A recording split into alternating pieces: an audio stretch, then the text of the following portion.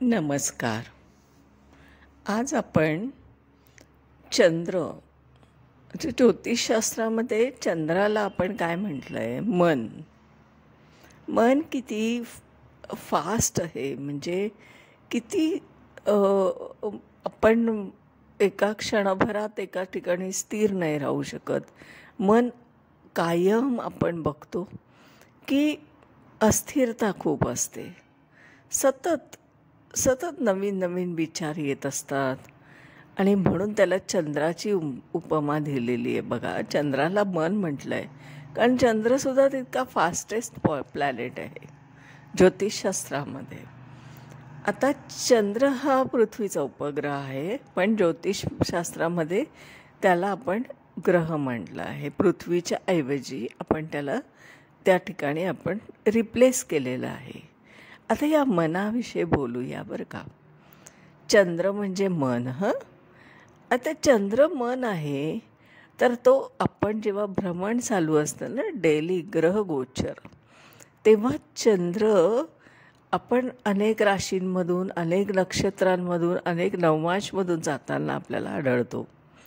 आज आपण चंद्राचा विचार आहे ना अशा पद्धतीने करूया की जर तो अग्नितत्व असलेल्या राशींमधून जात असेल, म्हणजेच धर्मत्रिकोण, कालपुरुषाच्या कुंडलीतलं धर्मत्रिकोण. आता धर्मत्रिकोणाची स्थानं कोणती आहे, तर प्रथम स्थान, पंचम स्थान आणि नवम स्थान. यामधून जेव्हा चंद्र म्हणजे अग्नितत्वातून जेव्हा चंद्राचं भ्रमण चालू असतं, गोचर चालू असतं, तेव्हा आपण कसा विचार केला पाहिजे त्या गोष्टीकडे बघण्यासाठी त्याचा एक आपण थोडासा आढावा घेऊया. म्हणजे काय होईल की आपल्याला प्रिडिक्शन करताना ना एक क्ल्यू मिळतो याच्यातून.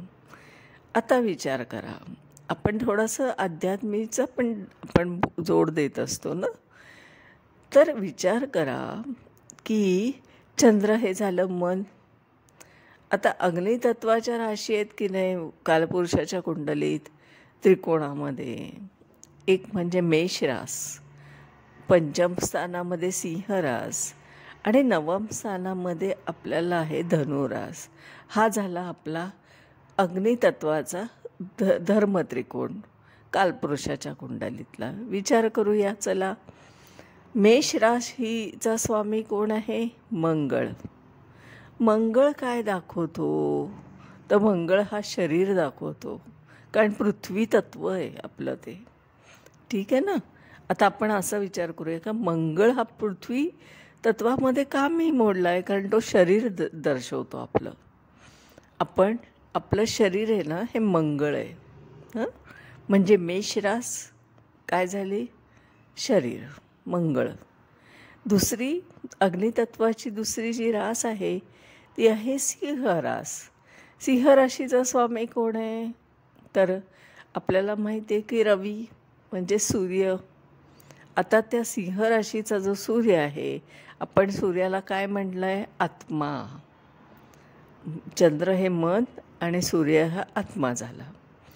आता तिसरी रास कोणती आहे, तर अग्नितत्वातली तर धनु म्हणजे धर्मत्रिकोणातली नवम स्थानाची असते ती. धनु राशीचा स्वामी कोण आहे, तर गुरु, बृहस्पती.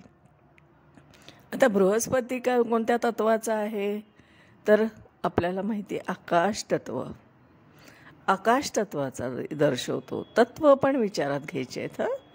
आता आपण हे तत्व विचारात घेतले कारण आपण अग्नितत्वाच्या राशी बघतोय आणि धर्मत्रिकोणाचा रिलेशन त्याच्याशी लावतोय.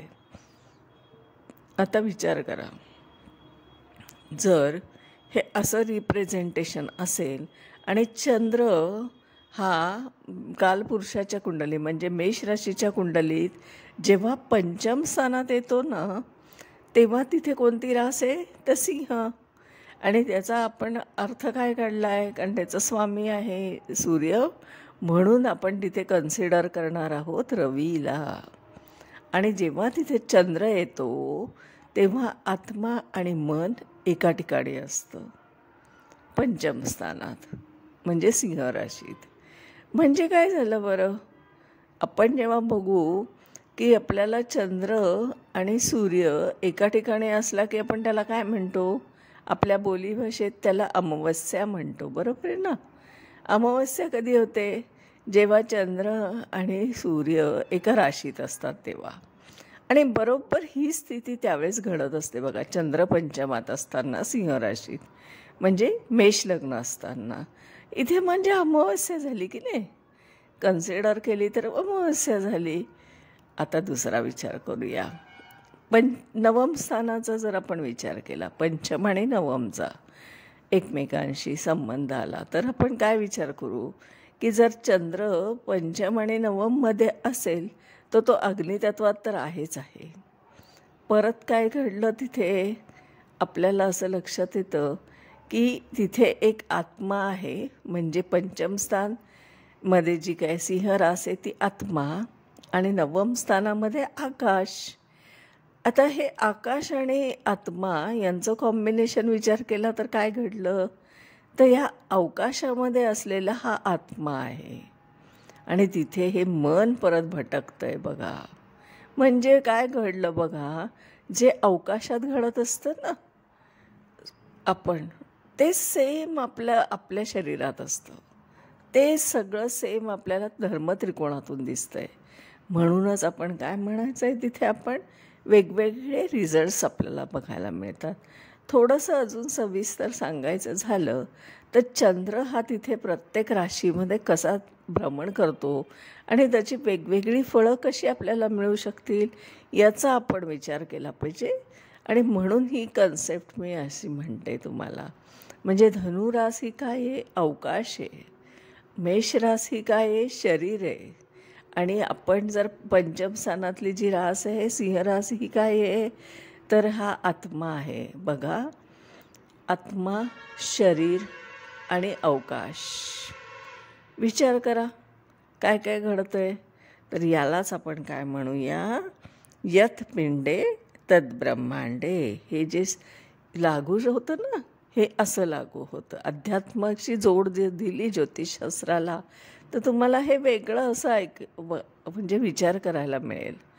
खूप वेगवेगळ्या पद्धतीने तुम्ही चंद्राचा विचार करू शकता. आता मेष राशीमध्ये चंद्र जेव्हा भ्रमण करत असतो त्यावेळेस मेष राशीचा मंगळ आणि चंद्राचा संबंध येतो की नाही. मग आपण त्याचा इफेक्ट कसा बघतो, चंद्र आणि मंगळाचा विचार करतो. जेव्हा आपण सिंह राशीतून जात असतो तेव्हा आपण कसा विचार करायचा आहे, तर आपल्याला तिथे दिसतं आहे की आपल्याला रवीचा संबंध येतो चंद्राशी. आणि नवम स्थानात जेव्हा आपण विचार करतो आहे तेव्हा आपल्याला असं लक्षात येतं आहे की बृहस्पती आणि चंद्र यांचं कॉम्बिनेशन तिथे घडतं आहे. आता हे जर आपण वेगळा विचार केला ना बघा, चंद्र आणि गुरु एकत्र असणं काय असतं, किती शुभ आहे ना, हे किती शुभत्व आहे त्याच्यामध्ये. तसाच विचार आपण करायचा असतो. तो ग्रह आणि चंद्र यांचा जर आपण विचार केला ना तर वेगळंच आपल्याला काहीतरी आढळतं. हे असा विचार पण करायला तुम्ही शिका, कारण हे आउट ऑफ बॉक्स थिंकिंग आहे.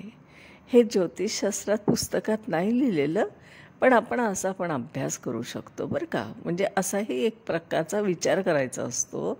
थोडासा वेगळा विचार करणं, जरा हटके करणं फार गरजेचं आहे. तर आजचा मला असं म्हणायचं होतं की धर्मत्रिकोण किंवा अग्निराशी ज्या आहेत त्याच्यामधून जेव्हा चंद्राचं भ्रमण होतं ना तेव्हा वेगळं प्रिडिक्शन होत असतं. हे जरा वेगळ्या पद्धतीने प्रिडिक्शनसाठी विचार करावा अशी माझी इच्छा आहे. म्हणून मी आजचा व्हिडिओ बनवला आहे. आज इथेच थांबते. उद्या परत भेटूया. धन्यवाद.